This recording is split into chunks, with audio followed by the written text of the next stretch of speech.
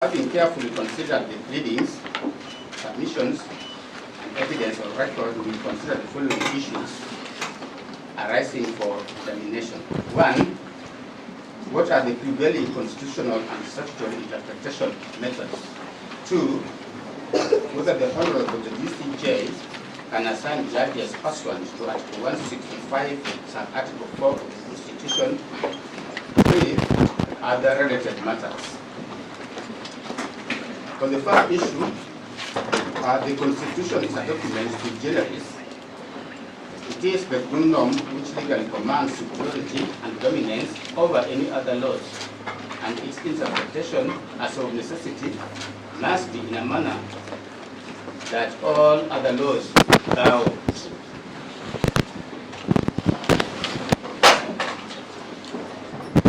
The court in S versus Atchison, 1991, captured the centrality of the Constitution as follows. The Constitution of a nation is not simply a statute which mechanically defines the structure of government and the relationship between the government and the governed. It is a mirror reflecting the national soul, the identification of ideals and aspirations of a nation, the articulation of the values bonding its people and disciplining its government. The spirit and tenor of the Constitution must therefore preside and permeate the process of judicial interpretation and judicial discretion.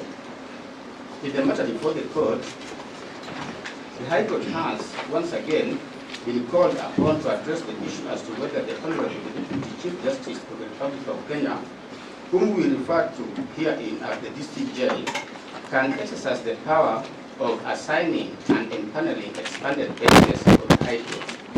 As such, the interlink between Articles 161 sub-Article 2 and Article 163 sub-Article 1 and Article 164 65 sub-Article 4 of the Constitution, as well as Section 5 of the Judicial Service Act, come into play.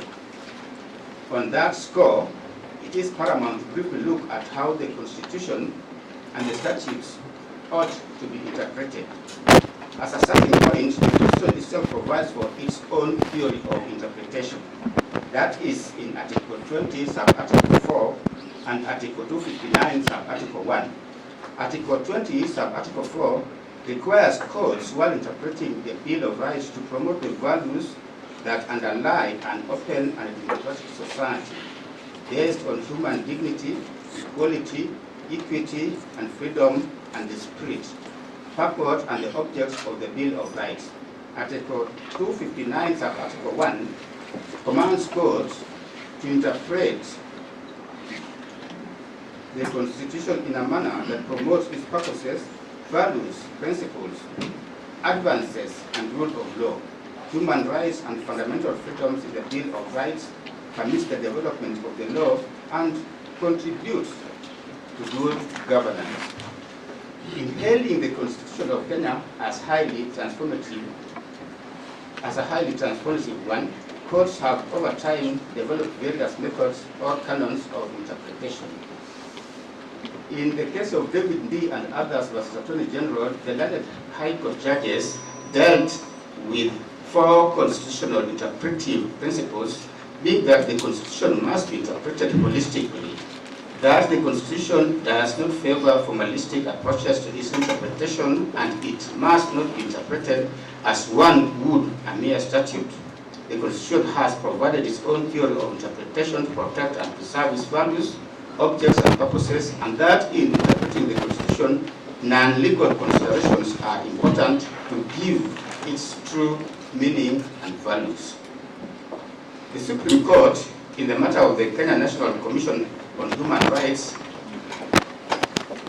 Supreme Court advisory opinion reference, which I've given at paragraph 26, answered the question as to what holistic interpretation of the Constitution means. The court stated as follows: that what is meant by holistic interpretation of the Constitution, it must mean interpreting the Constitution in context. It is contextual analysis of a constitutional provision, reading it alongside and against other provisions, so as to maintain a rational explication of what the Constitution must be taken to mean in the light of the history of the issues in dispute and of the prevailing circumstances. In the case of Tani Fosa as Attorney General, which I've given, citation I've given, the court was of the firm position that the Constitution must be read as an integrated whole. The court observed as follows: the entire Constitution has to be read as an integrated whole, and no one particular provision destroying the other, but each sustaining the other. This is the rule of harmony, the rule of completeness and exhaustiveness, and the rule of paramountcy of the written Constitution. On the tenet that the Constitution does not favor formalistic approaches to its interpretation, and that it must not be interpreted as one would a mere statute, the Supreme Court pronounced itself in the case in re-interim Independent Electoral Commission. The court said as follows: the rules of constitutional interpretation do not favor formalistic or positivistic approaches. The Constitution has incorporated non-legal considerations which we must take into account in exercising our jurisdiction. The Constitution has a most modern Bill of Rights that envisions a human rights-based and social justice-oriented state and society. The values and principles articulated in the preamble in Article 10, in Chapter 6, and in various provisions reflect historical, economic, social, cultural, and political realities and aspirations that are critical in building a robust, patriotic, and indigenous jurisprudence for Kenya. States that the Chief Justice is the head of the judiciary which embodies all these functions. The learned judges in that empaneled bench then found that the constitutional mandate exercised by the CJ under 165(4) of the Constitution is an administrative function. The court also elaborately dealt with the issue as to whether such an administrative function could be undertaken by the Honorable DCJ, and in the end, the court rendered itself as follows. The court, paragraph 78, therefore our finding that constitutional function of the CJ to assign benches under Article 165(4), being an administrative function, can be performed by the Deputy Chief Justice when the Chief Justice is for good reason unable to perform. End of quote. The petitioners in these matters also cited the decision in Okoiti versus JSC and another, which is Constitutional Petition number A408 of 2020, as buttressing the position that the assignment of judges is a constitutional mandate and the sole preserve of the Honorable the Chief Justice. The decision was delivered by yours truly, who is part of this expanded bench. We have carefully considered the same decision. One of the issues therein, which may be said to have a bearing on this matter, was whether the Honorable CJ could rely on Section 5, subsection 4 and subsection 5 of the Judicial Service Act to authorize the Honorable DCJ to serve as the acting Chief Justice when the Chief Justice was proceeding on leave pending retirement until when a succeeding Chief Justice was appointed. As the matter did not deal with the nitty-gritties of the aspect of assigning of judges, but rather the constitutionality of the actions of the CJ who was exiting service, we respectively find that the issue is not at par with what is under consideration in this instant application. The said decision is hence distinguishable. Returning to the matter at hand, it is imperative to look at the various terms which come to play in this matter, including the administrative actions as well as judicial actions. We have gone through that. I do not think there's need for me to read all that. It's in the ruling, and I proceed to state that from the above discourse, we do not find any difficulty in affirming the position that a constitutional mandate of the Honorable Chief Justice can be judicial, administrative, or political. We further find and hold that The constitutional mandate exercised by the Honorable Chief Justice under Article 165, sub-article 4 of the Constitution, is a constitutionally administrative function. We shall now consider whether the function of the Honorable Chief Justice under 165, sub-article 4 of the Constitution can be performed by the Honorable DCJ. Article 161 of the Constitution establishes the office of the Chief Justice as the head of the judiciary, and that of the Deputy Chief Justice as the deputy head of the judiciary. Article 163 of the Constitution creates the Supreme Court and designates the Honorable Chief Justice as the President of the Court. The Deputy Chief Justice is to deputize the Chief Justice and is also the Vice President of the Court. Article 171 of the Constitution establishes the Judicial Service Commission, or the JSC, as one of the Chapter 15 commissions.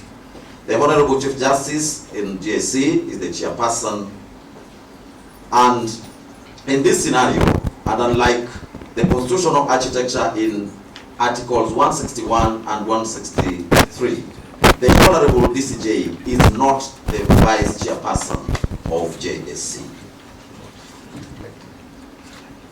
Running alongside the foregoing are the functions of the Chief Justice and the Honorable DCJ as provided for in Section 5 of the Judicial Service Act. The provision states as follows. This is in respect to administration of the judiciary. I did not read through all that. I proceed to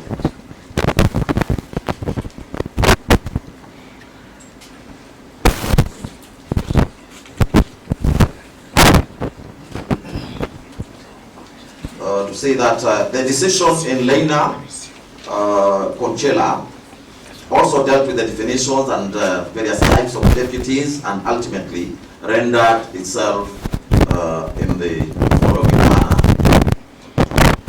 This one I should paragraph 77, it says, it has been canvassed before us that where the Constitution intends the Deputy Chief Justice to act on behalf of the Chief Justice, it has expressly stated so. Specific examples cited were Articles 141.1, 144.4, 148.4. These provisions fall under Chapter 9 of the Constitution that deals with the executive.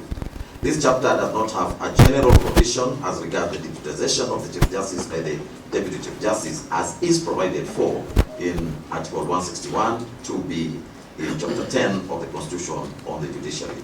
Hence, the provision of the deputization of the Chief Justice in Chapter number 9. A holistic and purposeful implementation of Article 161 2b of the Constitution and Section 5 of the Judicial Service Act leads us to the conclusion that the Deputy Chief Justice substitutes the Chief Justice where necessary. End of quote. In the end, the learned judges found and held that the constitutional function of the Honorable Chief Justice to assign benches under Article 165 for the Constitution, being an administrative function, can be performed by the DCJ when the DCJ is for good reason unable to perform this function. On our part, we have carefully addressed our minds to the issue. We find that there was a deliberate scheme by the drafters of the Constitution for the Honorable DCJ to deputize the Honorable CJ as Deputy Head of the Judiciary and as the Vice President of the Supreme Court, but not in the JSC. Such was an emphasis on the various manifestations of the constitutional duties bestowed upon the Honorable Chief Justice and the Honorable DCJ.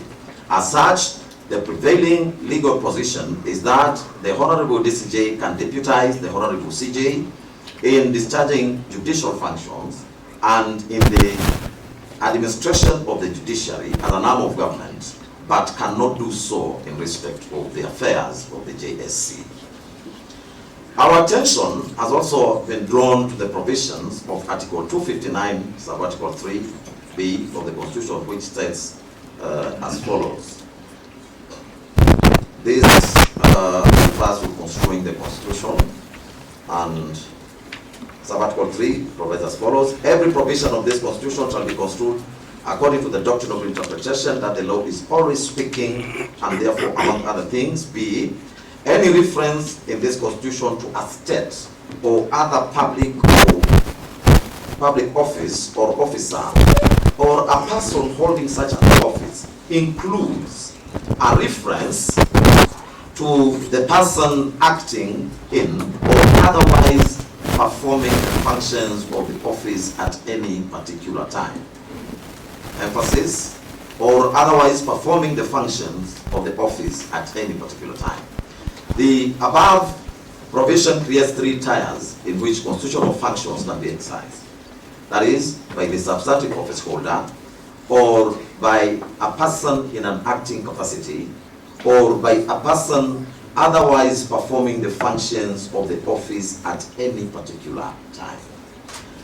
In our understanding, and against the background of the doctrine as stated, the drafters of our constitution were deliberate about ensuring that the administration of duties and the application of the constitutional provisions are continuous and seamless, recognizing the necessity for offices and their functions to be performed even in transitional or extraordinary circumstances.